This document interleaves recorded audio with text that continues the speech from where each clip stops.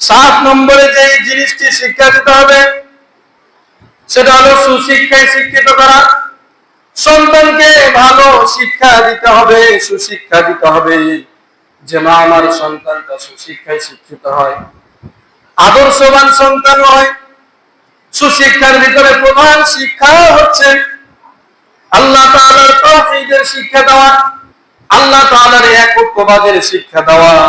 সন্তান তার যখন জবান খুলতে লাগবে, কথা বলতে শিখতে লাগবে,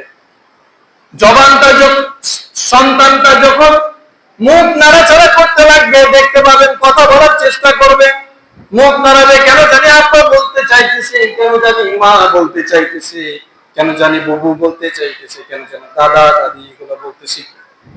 তখন আপনাকে আপনার ওই সন্তানটাকে একত্ববাদের শিক্ষা দিতে হবে। ও বাবা, বাবা বলো, মা বলো, বুবু বলো, দাদা দিদি বলো, এগুলো শিক্ষা নয়, এগুলো অটোমেটিক শিখে যাবে, এগুলো অটোমেটিক বুঝতে পারবে, জানতে পারবে আপনি তার বাবা।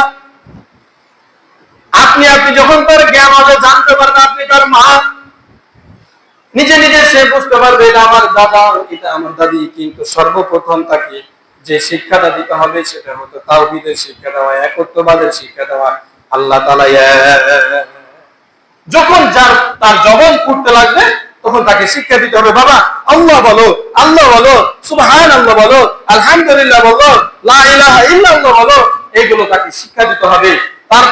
তাহলে তার ভিতরে আল্লাহ তাআলার ভয়, আল্লাহ তাআলার ভয় তার ভিতরে পয়দা হবে, সৃষ্টি হবে, সে আল্লাহ ভীরু হবে, আল্লাহ ওয়ালা হবে, তাকওয়া পরহেজগার হবে।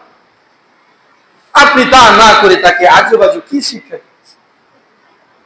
তাকে শিক্ষাবেন, তার কানের কাছে আস্তে আস্তে বলতে থাকেন আল্লাহ আল্লাহ, বাবা বলো আল্লাহ, বাবা বলো, মা বলো, আম্মু বলো আল্লাহ, না দাদা বলো, দাদি বলো, এইগুলো না।